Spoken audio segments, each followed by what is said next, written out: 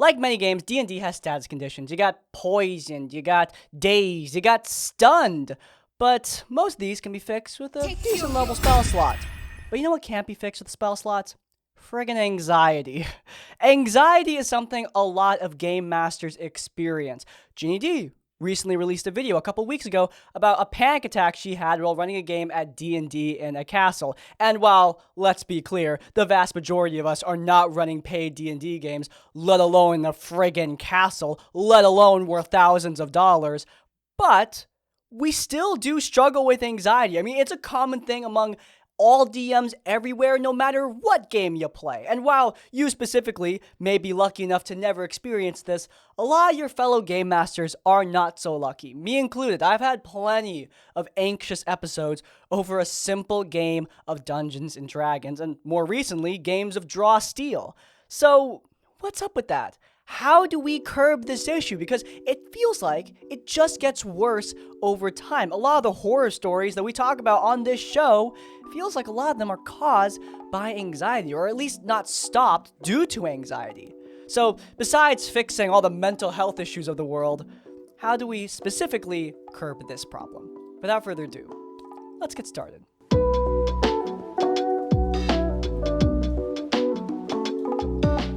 Okay, first and foremost, I think we have to diagnose the specific problem here. Now, let me make this clear. Players can absolutely face anxiety while playing any tabletop role-playing game. But usually I stress, a lot of the time it's DMs who experience a ton of anxiety, and for a lot of the same reasons. But I think it is important to diagnose, in my opinion, the biggest ones, or the ones I often see when people are, talking about their worst tabletop role-playing game experiences in my inbox.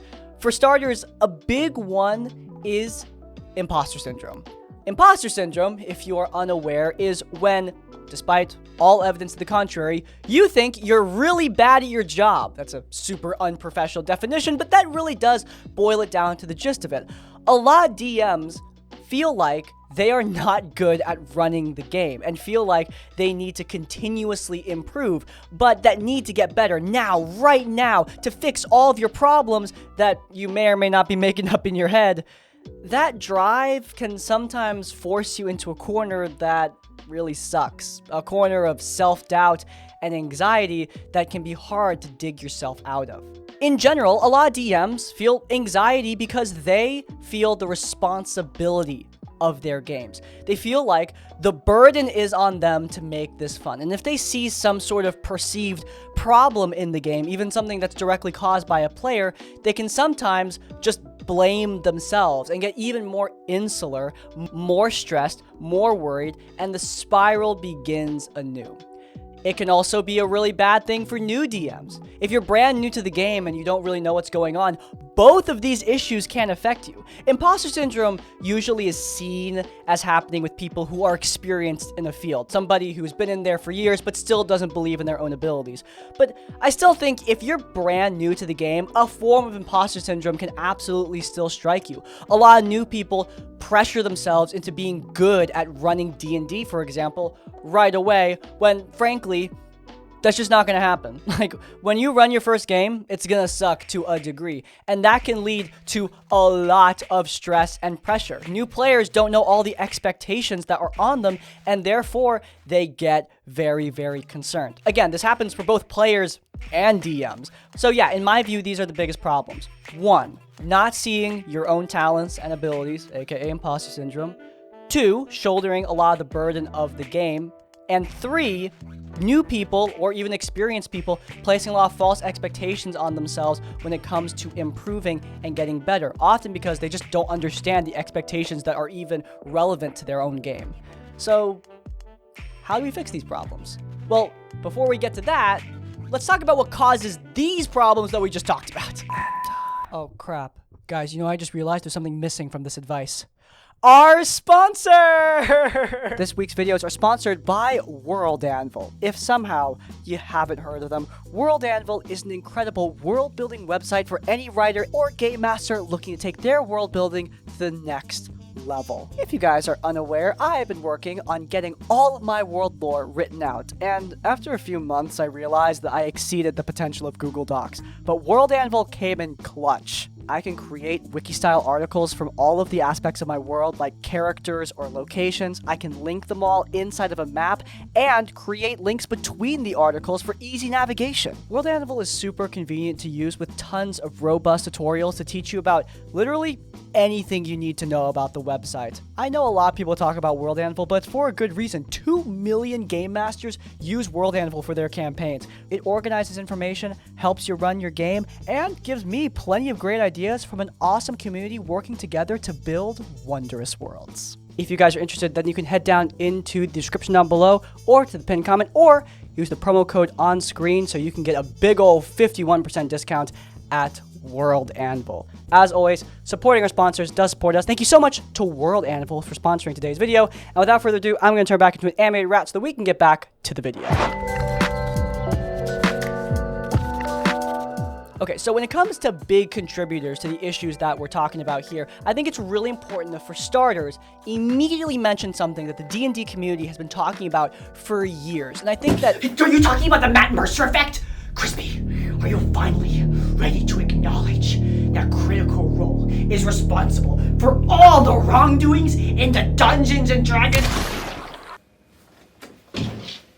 Yeah, no, I'm not going to be talking about the Matt Mercer effect because, frankly, I still think it's really stupid, especially that specific name, and I actually think framing it as the Matt Mercer effect is, like, the most harmful thing you can do to this discourse ever. I hate the word discourse now. You people have friggin' ruined it. But anyway, why don't I care about the Matt Mercer effect? And hell, what even is it if you're not in the know? Well, if you're unaware, the Matt Mercer effect is a continuous discussion that's had in the D&D community around the show Critical Role. Now, the DM, Matt Mercer, has ruined the community because he's so good at DMing that everybody wants to be like him. And there's new players jumping into games and putting false expectations on their DM to be like Matt Mercer, when I think that misses a lot of the point. Look, I'm not psychic. I don't have an authority on exactly what causes problems, but the vast majority of the time, it's actually DMs who put false expectations on themselves, not players. I think the framing of the Matt Mercer effect, that it's like the player's fault that DMs have this anxiety around their games, it's false. It's so often false because it also creates a DM versus player mentality. Like, oh, these scumbag new players jumping into my game, putting false expectations on me and making me feel insecure. When usually, I'm not psychic, I don't know everybody, but usually it's DMs who are putting the false expectation on themselves, misunderstanding the source and putting it on Matt Mercer or new players. Just completely misdiagnoses the problem for the vast majority of people. Matt Mercer and new players, these are not the causes. So what is? I think I have a theory, though, again, this is like a loosey-goosey, what is true dimension, me throwing darts at the wall theory, but I do think it's better than the Matt Mercer effect at the very least, and at least has a little bit more evidence. Look, for me at least, when I'm learning how to play Draw Steel, the new MCDM RPG, I'm reading through the books, I'm taking notes, looking at the numbers, looking at the charts, figuring out how this game works, I have a very different mentality than when I'm learning how to improve in the Crucible in Destiny. In Destiny 2 PvP, there's a lot of things for me to learn, you know? I learn the map layouts, I learn the best perk combinations on my gun, I watch videos about the meta weapons that are currently good in the Crucible. You know, those are things that I learn and that I consume in a similar way that I learn and consume Draw Steel, that RPG. But again, the mentality is different. I see playing a video game as playing a video game, but I often associate TTRPGs with work, like academic work or a job, and that's not the fault of MCDM, not the fault of Wizards of the Coast, or any game developer. You know, they are working in an exclusively pen and paper world with occasional computers.